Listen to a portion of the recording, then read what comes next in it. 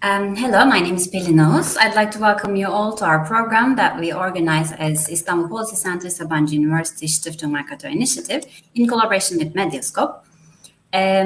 Today we are going to be talking about EU migration policies and controls, taking EU and Turkey into focus. Recently, the lives of migrants and refugees are becoming even more difficult as the winter is approaching. And the situation in their countries are getting worse in their origin countries, and challenges in the countries that they're trying to migrate are also, the conditions are getting worse as well, because globally we are still facing many different challenges like COVID-19, economic crisis, climate crisis are still pressuring the countries in different scales. Given the tragedies and escalated tension in Belarus EU border a few weeks back, which indeed was one of the many incidents of migrants trying to enter Europe, we would like to talk about migration policies and controls in the EU today, and Turkey as well. So I have two guests. I would like to introduce them to you. My first guest is Karolina Augustova. She was our former fellow in 2020-21 as a Mercator IPC fellow. She worked with us for a year, and now she has a postdoc position at Aston University. Welcome, Karolina. Thank you. My second guest is Senem Aydın-Düzgit, who is our Research and Academic Affairs Coordinator at IPC, and who is also a Sabancı University faculty member. Welcome, Senem Aydın-Düzgit. Hello, thank you, Pelin. Thank you very much for joining us today, both of you. Maybe we can just start with a general framework of how EU is dealing with migration, because there has been a massive influx of migrants, refugees trying to cross the borders to EU member states to begin a new life. But of course, seeking asylum in Europe is quite challenging and their chances are quite slim. How would you like to frame the issue for the EU? We can start with Senem Aydın-Düzgit. You have the floor. Okay. Thank you. Thank you very much, Pelin, and thank you very much for this question. Well, this is a broad question, but if I'll have to simplify the answer, I would have to say that the EU is not dealing with it. What it's doing is that it's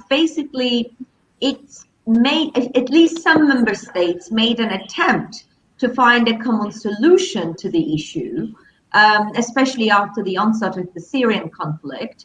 But then it became quickly clear that there was not going to be unanimity or any agreement on the establishment of a common asylum policy, where each and every member state would be subject to certain rules and conditions regarding, how many migrants they would let in and the policies that they would go through. So, and because they cannot reach that kind of agreement, what the EU is doing is that it's basically externalizing its policy of migration control to third countries. So it's signing third country agreements, such as the EU-Turkey deal that it has with Turkey. But I think it's important to underline that Turkey is not a unique case in this context, that the European Union signs readmission agreements of different types and sorts with other third countries as well, and basically tries to create a buffer zone between EU borders and the actual source of migration and the transit countries. And that's how it's trying to deal with it. But of course, this is not, as we've seen, I think, over various crises recently, with Turkey and of course, most recently, the tragic incidents in Belarus. I think they show us that this policy is not really working. I mean, of course, on the one hand, you might have some people who argue that the number of migrants that are entering the EU are being reduced. So if you look at it from a completely numeric point of view, you might have a certain case. But if you look at it from, for instance, the way in which you're empowering third-party autocrats such as Lukashenko in Belarus, that of course that there is a different sort of power imbalance that's emerging with the way in which these third country authoritarians are leveraging the migration issue vis-a-vis the EU. And also, of course, there's a humanitarian tragedy that's unfolding that's doing a lot of damage to EU's so-called normative standing. At least that's been in parlance since the early 2000s. And I think, the incident probably that has done most damage to EU's claim, at least, to be a bit more normative than other international actors has been this migration issue. And of course, people have been suffering. And so it doesn't seem to be working, but the European Union did not, or has not so far, come up with an alternative that will create, that will sort of foster a more sort of a caring, a more normative, a more principled standing or position towards migrants that are fleeing from war-torn countries like Syria, like Afghanistan and elsewhere, and that also still manage to protect its borders to a certain extent. I mean, this is not being possible, of course. I mean, there are various reasons for this. First of all, there are certain countries in the European Union that do not want to engage in any kind of burden sharing whatsoever, partly because some of them don't have any history with migrants, and there's very strong anti-migrant attitudes that are shared all across the political spectrum. Here, of course, one thinks of countries in Eastern Europe in particular, like Hungary and Poland and elsewhere, where there has also been extreme reluctance for any burden sharing when the EU first, was faced with this first wave of migrants after the Syrian war broke out. So there is no incentive as well, because these countries argue that they're not really the primary destination here, and they should not really be engaging with this kind of thing. And now, on top of that, in more sort of core and older European Union member states, you have the problem of far right and extreme right-wing movements and political parties, which of course has for long capitalized on this issue of migration.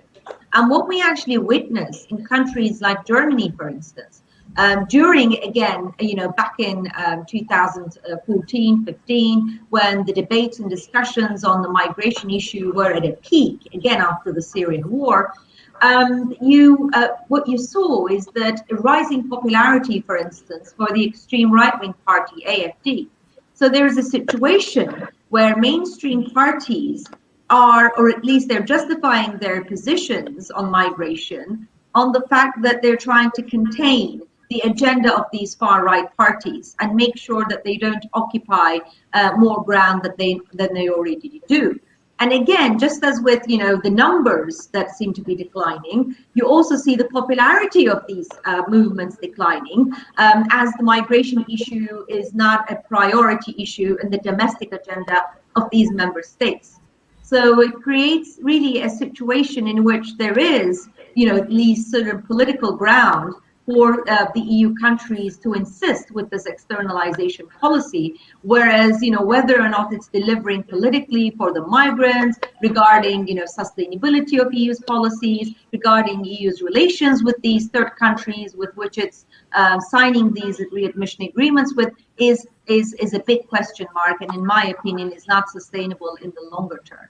And maybe a final point, because I don't want to dominate too much the discussion, and I would like to, of course, listen to Karolina's points on these as well, that, one of the main reasons for this is, of course, not just because, you have this sort of public opinion on migration in Europe, and you have this reluctance for burden sharing because of various reasons that I've just outlined, but also the alternative to burden sharing, or another alternative way of dealing with this, is actually going to the root sources of the conflicts, right?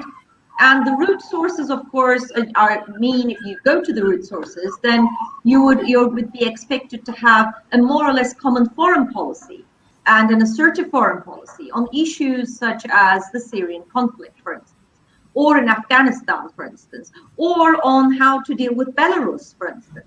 And because the EU lacks a foreign policy that goes to the root sources of these conflicts in these war-torn regions, and since it's difficult for it to forge such a common foreign policy, given the political divisions and divides that exist between the member states, it's left with no policy option but externalization, at least no short-term policy option.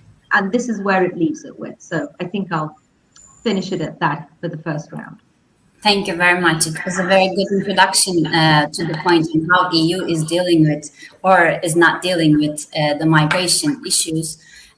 the externalization is the way, and keeping the migrants in third countries is the way that the EU is going with at the moment. But of course, there's the consequence of all of these in those countries also for the EU in the later periods.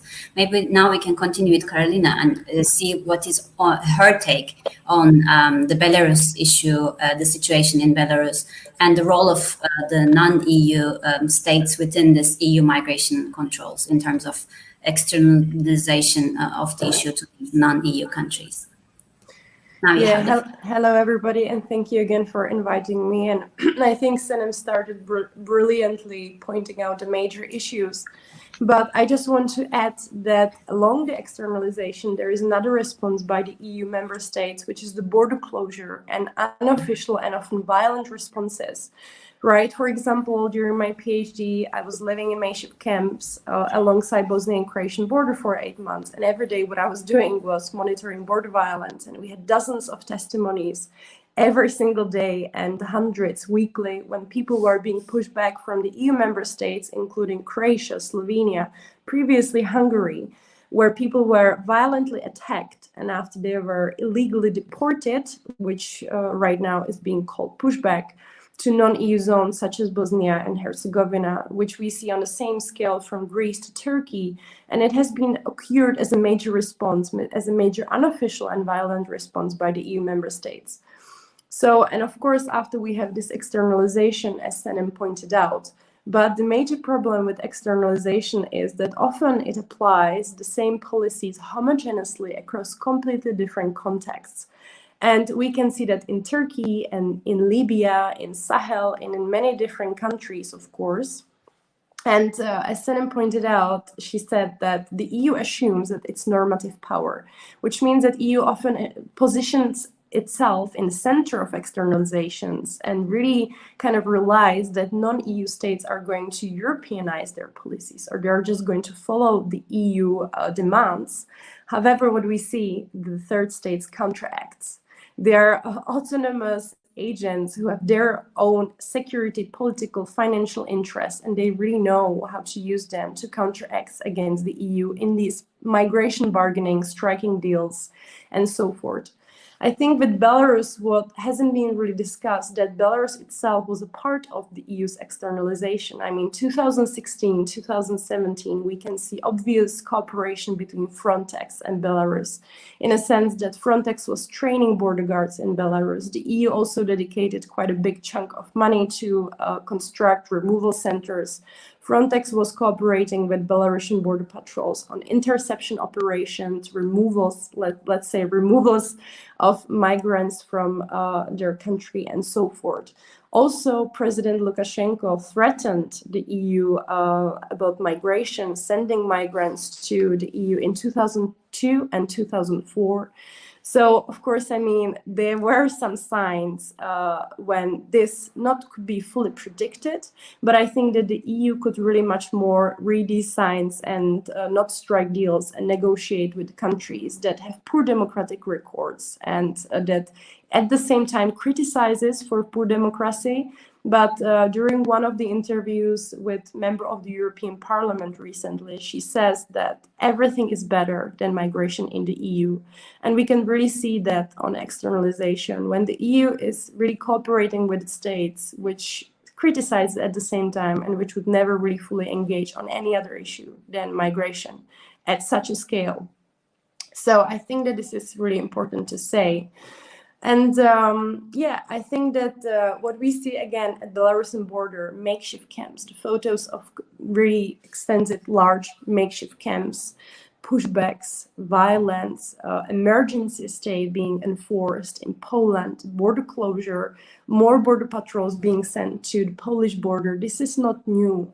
And of course, often Belarus is being blamed as a third state, as a person, or Lukashenko specifically, for abusing these migration issues. At the same time, the closure of the border, denial to seek asylum in the EU, and using unofficial and violent responses when pushing people back to Belarus, which is not a safe country, and we all know that right now.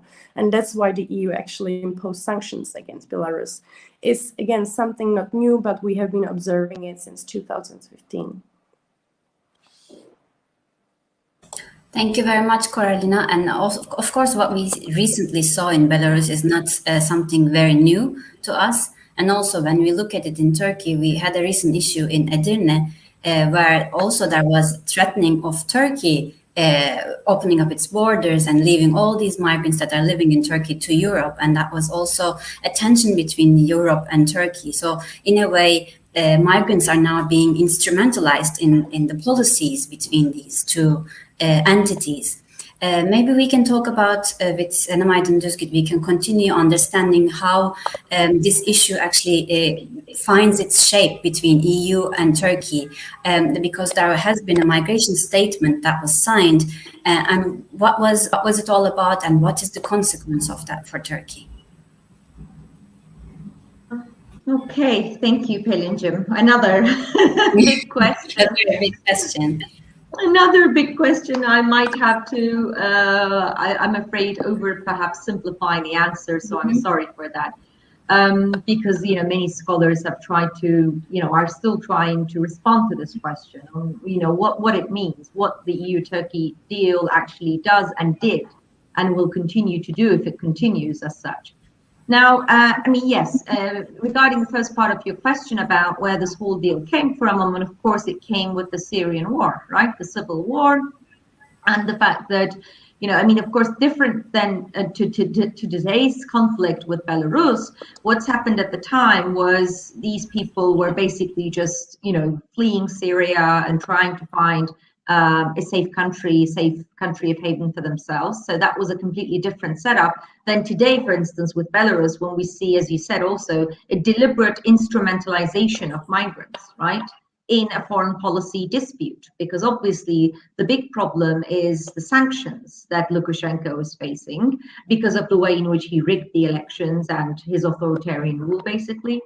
And that also there are sanctions on people who are associated with the regime. There are economic sanctions on the regime, and they're not recognized by the EU. So basically, he's using this instrument and instrumentalization of migration to the effect of getting more recognition by Europe or getting at least some leeway through the sanctions, etc. So there you have a different case. With the Turkey issue, of course, there was this incident in Edirne, as I know.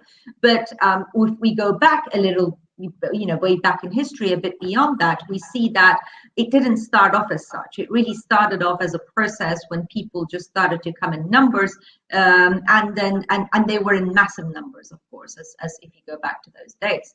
So there was a time in which the EU was, in a state of panic. And Turkey was one of the main transit countries. And that's how the EU-Turkey migration deal really happened. And of course, the deal happened also because Turkey was expecting certain concessions from the European Union at the time. For instance, at the time, Turkey was pushing for a visa liberalization agreement. That was one of the priority issues on the government at the time, led by Davutoğlu, the former foreign minister and later the prime minister. And of course, there was also the question of, money and financial assistance, because most of these people were going to also stay in Turkey. So that was known. So it was, so that's how the deal really was born, right? But what it actually did is that, again, going back to our initial points about the numbers, yes, if you look at the numbers, you see at least, our colleagues have been telling us that the numbers have gone down. The numbers that have been moving Turkey as a transit country and entering into the European Union has gone down. But if you look at the situation, of course, Turkey is not a safe country for refugees, right? According to international law, and the European Union knew this, but, European law was nowhere near it. That's why EU-Turkey agreement is a statement. It's not a legal agreement. The European Court of Justice has no right on it whatsoever. And this is the reason, because EU leaders knew that if this was a European agreement and if there was any possibility of this being taken to court, it will be unlawful. So this is why it's a statement. So there is this, and the basis of that is the fact that Turkey is not a safe country for migrants according to international law, right? So these people, you were asking what happened, is that, Turkey ended up with more than 4 million Syrian migrants. And because the deal only focuses on this issue of transit and movement, that is mobility, it had nothing to say about the integration of these people and the cohesion of society as such, right? It had very little to say on those issues, and it focuses, and still, I think, discussions focus too much on actual mobility rather than, the integration or what could be done for the social well-being of society with these people living, because obviously these people are here to stay, right? I mean, it looks like, at least research shows us there's very little tendency for the migrants to move, and to make a move towards Europe or elsewhere once they're settled. So that's where we are with the deal. And on top of that, I think what the deal has done, and I think this is more damaging for Turkish democracy, that it has given a huge leverage on the part of Turkey and on the part of the president, vice versa the European Union, right? We know that since the deal, the European Union has been extremely silent on, regarding issues that have to do with authoritarianism and democratic erosions and erosion of checks and balances and all of that within Turkey. And of course, that silence might also have to do with other reasons, but I think an important reason was the fact that the EU did not want to risk and does not want to risk the migration deal. And I think what happened in Edirne was just a sign that this deal could be leveraged against the European Union, right? In cases where Turkey faced a threat or faced a certain, huge conflict with the EU on whatever issue. So yes, perhaps we haven't seen an instrumentalization of migrants at the scale that we've seen in the case of Belarus, but it doesn't mean that this is a possibility that we can rule out or that the EU can rule out. And this will obviously continue to condition its actions towards Turkey as well. Yes, it seems like Europe actually wants whatever that they can do to keep the migrants out of Europe. So they took any kind of measures necessary and possible that they can take. Maybe Karolina, what would be your comments about the consequences of this in Turkey, the consequences of externalization of the migration issue? Because you also, when you were working as a fellow at IPC, you also looked at the Turkish-Iran border and the effects of EU's externalization policies on this border. Maybe we can hear your comments on this. Yeah, absolutely. I think this is, for me, I think this is a very important question to look beyond the EU's physical borders, especially the Eastern Turkey's borders. I think that what is most commonly discussed with the EU-Turkey deal is the impact on Syrian refugees as the largest refugee community in Turkey, and the humanitarian aspect of the deal, right? Like aiding refugees or helping refugees to survive and so forth. However, the scholarly work really shows that this humanitarian aspect of externalization is often on the edge of securitization, in a sense that it always, the major purpose is to stop the movement, to prevent the movement. And although it sounds something positive, some scholars argue that it's pure enclosure in non-EU zones and in often complicated and non-safe zones. But what hasn't been discussed too much is the border securitization, not just along the EU-Turkey borders, Turkey's borders with Bulgaria and Greece, but also the Iran-Turkey border. Because the other big refugee population in Turkey are mainly Afghans, followed by people from Pakistan, but also from Bangladesh, from Iraq, and so forth. And these people initially enter Turkey from Iran, most commonly. Not just because of geography, but also because of extensive smuggling networks and smuggling history in the region. So I think that when I was interviewing some of the EU authorities who are based in Turkey or who have close collaboration with Turkey on migration, they often stated that Eastern Turkey is the future EU frontier. Although Turkey is probably never going to join the EU, although still for migration cooperation and for externalization, it's still considered as a potential future EU frontier. And also the EU is really trying to stop the movement already at this point of the border.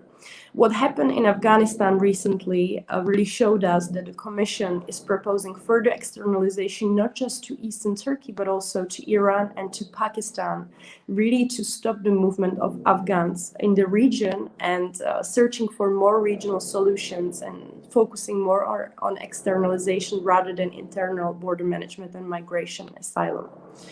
But in practice, what I observed and what probably most people in Turkey know about right now is the border construction, the border wall constructions and deployment of surveillance technology. I mean, at the same time, we all know that since the 1980s, this border has been highly militarized because of the ongoing conflict between Turkey and the PKK. So this border militarization and border controls and border constructions are not really new, but they are adding to further militarization. And the EU already even admitted that it partially funded this border wall. And the Turkish Minister of Interior said even that the EU contributed with 110 million euros. Of course, after there is, the EU is also aiding Turkey's border surveillance system and controls within the pre-accession assistance when supplying Turkey with different thermal cameras, surveillance technology, helping training of border guards and so forth. And again, often, I mean, there is this huge assumption that the aid from the EU often goes to NGOs, international NGOs in Turkey. However, this is not the case because the border patrols and the people who survey the borders are often the same people connected to military and gendarme who are fighting terrorists in the eastern border. So I think that here's the point of the paradox a little bit, that the European Commission often in the same report or the same text criticizes Turkey for its military measures against terrorism, often leading to different human rights violations. However, it aids the same spaces and the same units for border controls to stop migration to the EU. Also, the threat within the EU-Turkey deal not only allowed the institutional construction for aid for Syrian refugees, but also constructed removal centers for people who are mainly non-Syrian, such as Afghans, Pakistani, and people who enter from the east, to remove them much more quickly.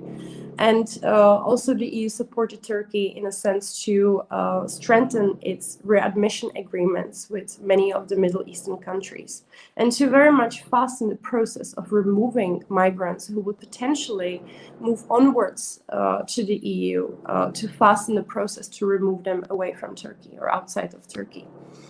But what I saw on the ground is often the paradox when people are subjected to much more constraints, violence, militarization, and problems, alongside that they don't have access to asylum in Turkey, because this is a very important point to mention, actually, that non-Syrian and non-European people can claim in Turkey only international protection, which is dependent on their resettlement from Turkey to third countries. However, these third countries, which could be the EU, the US, or Canada, often do not offer too many opportunities to resettle these people. So Turkey is somehow set on this track with these people that if they offer them international protections, often they overstay, which I met, for example, Afghan refugees in Van who said they have been waiting for 10 years to be resettled, and they had no clear information whatsoever if it's going to happen. And if it's going to happen, if for them or one person from the whole family or for whom. And these conditions alongside the border security really push people to make decisions to move forward to the EU, to not to stay in Turkey, but pay more money to smugglers and make their chance to move towards the Western and Northern Europe, where they believe that this is the only place where they can have their rights secured, they can claim asylum, and they can live in peace. Thank you very much for all those insights. It's very valuable to understand the situation from the ground as well. And when we see all the situation, it's really hard to look at the relations between EU and Turkey, because Turkey has always been criticized not meeting up to the values and the normative values that EU is presenting, like human rights, democratic rule of law, and all of those. But these security-based orientation towards migrants how should that be evaluated on the side of EU when given the normative rules and principles in the EU being prioritized? How would you comment on that, Senem? No. Okay, so that was for me. Yes. Okay, thank you so much. Well, I mean, I guess what you're asking is its relationship to this argument or discourse on normative power Europe, right? Yes. How it contradicts. And well, I mean, I think to be able to reply to that, we first need to go back to the roots of this argument about normative power Europe and where it really came from. And it was really a term that was coined back in early 2000s, more precisely with an article by Ian Manners in a JCMS article in 2002, where he referred to the EU as a normative power Europe that, you know, has basically the power to inspire others in its wider neighborhood, but also beyond, to take up certain norms that are associated with it, like democracy, human rights, rule of law, market economy, etc., etc. Now, what we've been, of course, that was a different time, right? I mean, if you look at the early 2000s, you see, or late 1990s, this is the sort of euphoric time for democracy, human rights, and the idea that this is basically now the only way to go, and Europe will be one of the main international players that will exert these values at the global scene, and economies are doing well. There's a lot of cash in the international market, and they're low. You know, we haven't got to that major economic crisis of 2008 yet. So this is the time. This is a right context, you know, both European-wide but also globally, for the normative power Europe discourse to emerge. Now, you know, fast forward, we are in a period where none of those hold true, right? We are in a period where you see democratic violations and regression of democracy globally, but also even within the European Union. So that's like one of the number one reasons why the normative power Europe discourse is being eroded within, right, by what the member states are doing themselves and to their societies. And on top of that, of course, the normative power Europe is being damaged with the way in which it is responding to the repercussions of the geopolitical conflicts, right, in its wider neighborhood and beyond. Because now we are living in a context when geopolitics is on the rise, right? You have various actors, assertive foreign policy actors, singular foreign policy actors, like Russia, for instance, that contest the EU in its wider neighborhood, as well as China, right, to some extent. And the European Union is not apt to deal with this kind of geopolitical competition. And what it deals with, or what it tries to deal with, is the repercussions or consequences of these geopolitical conflicts that are at its doorstep. And the number one, of course, repercussion is migration, right?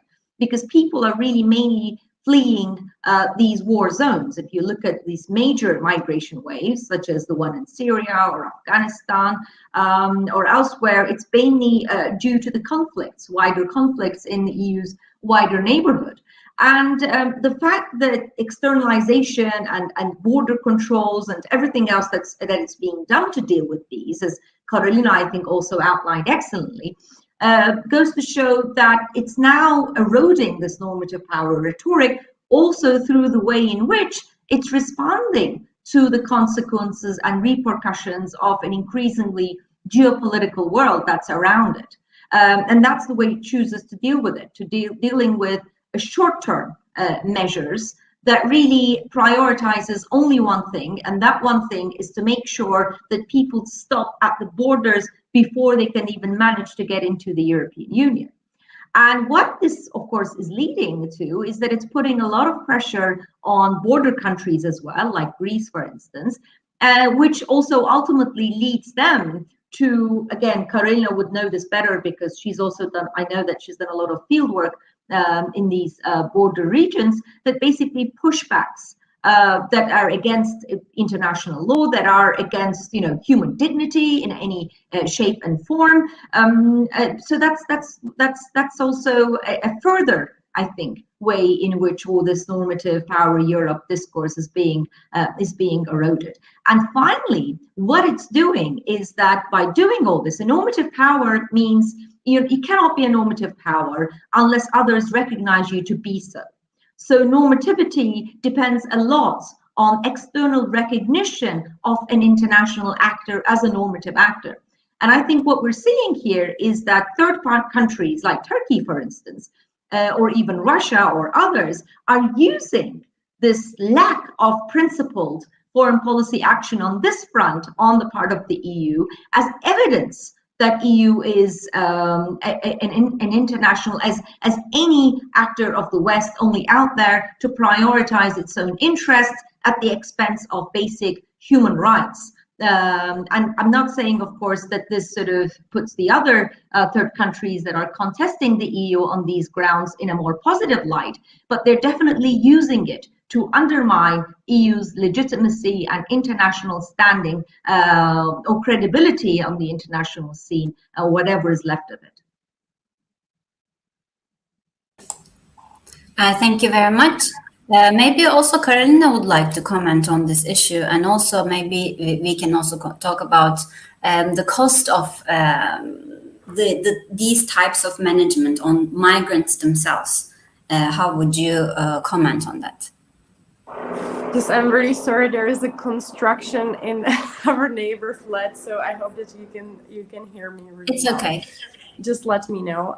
But yeah, I think that Senem just pointed to the issue of pushbacks, and often, exactly as she said, it happens at the EU's external or in EU member states who are at the edge of the EU, right? Greece, Croatia, Hungary, and so forth. So, but I think that with the externalizations, this approach is slowly moving further and further across all external borders. And I think Eastern Turkey is a very excellent and very sad example of that.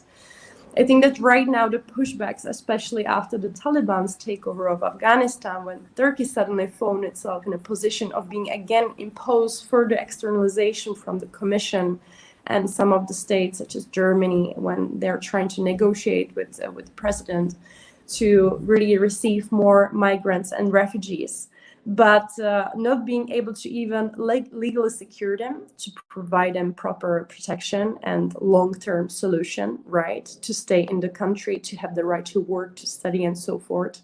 And not wanting, Turkey doesn't want to be anymore the space where all the refugees are being thrown or dumped, as the president also highlighted. So the approach that we've been increasingly seeing at the Iran-Turkey border are pushbacks. And even some interviews and some of the data collection pointed that the Turkish Ministry of Interior admitted that they pushed around 90,000 people during 2021, during the single year alone so far. It was the data that I obtained in September. So imagine that if these pushbacks continue, how many people are being pushed to Iran?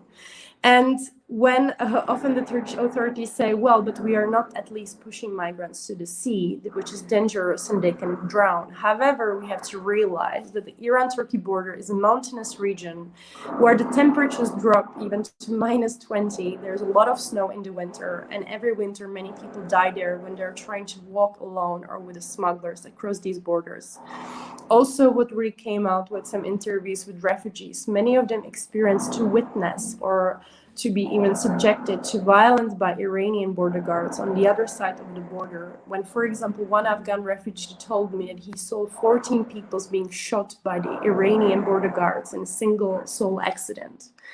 So I think that these pushbacks are very problematic. It doesn't happen only to Afghans, but it also happens to Iranian citizens who are being persecuted in Iran and which are at a very risk and danger of their lives if they're pushed back to Iran.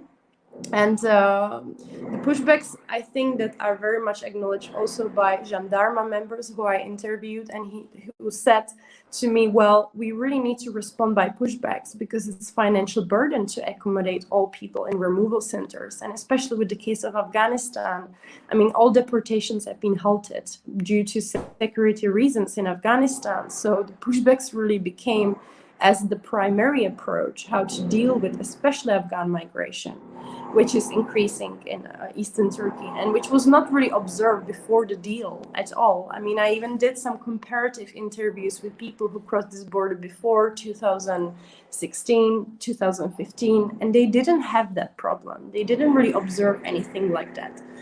So we have to realize that externalization is not only leading to some official, border deterrence and official agreements and something that is so visible, but it often produces unofficial and very problematic border measures along these external borders.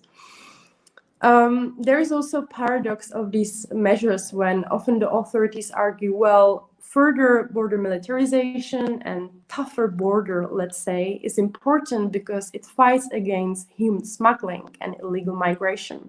However, there's a paradox of that, right? I mean, if people don't have any legal and safe passages, they much more rely on smugglers. And what we observed, not just at the Iran-Turkey border, but also at the Bosnian-Croatian border, was that more difficult to cross the border was. People had to pay much more money to smugglers. And when they didn't have that money, they were often selling themselves in a way that they were working for smugglers, or they promised them to work for them once they reach their final destination. So again, there is this argument by policymakers when I was discussing this issue with them, especially in the EU, when they're often really wondering, like, how come that migrants can afford these prices? How come that the smuggling networks are rising? But these prices, this rise of the smuggling networks, and also the modern slavery in these smuggling networks, is very much dependent on this border militarization and unofficial and violent measures that I just described. And one more thing I want to point to this also, that the border with externalization, the border doesn't really measure in a sense of a traditional borderline when people come to some border cross checkpoint and after they're able to move across it and that's it. No, I mean, the surveillance and border controls are extensive. So during my last trip in Van in September, especially after Turkey sent more troops to the border region, I really met people who were very scared also when moving around Van. There were much more interception operations in Van city, when also some refugee families told me that the border patrols or police were raiding their houses. They were trying to go to the houses which they believed they were housing undocumented migrants. And this whole surveillance was really spreading, not just anymore in border region or the border zone itself, but it was going to the major urban cities and major areas where people lived and where they were planning their further journeys. So again, this is an important point to just mention, that there is no more anymore of just border zone, but it's being spread. And people are not only feared when crossing this border, but this fear continues after they cross the border. And that's one of the reasons why they don't want to stay in Van and move further away from the border area, maybe.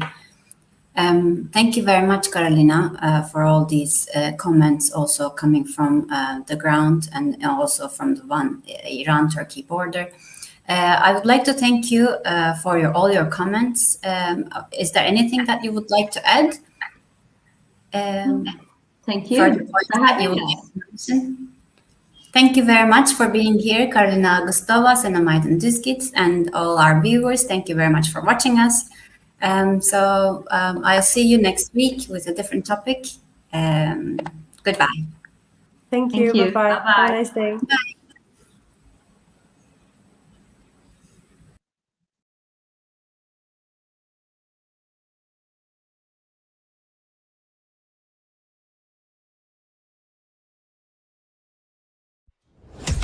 Türkiye'nin sivil, bağımsız, özgür ve çoğulcu bir medya ortamına ihtiyacı var.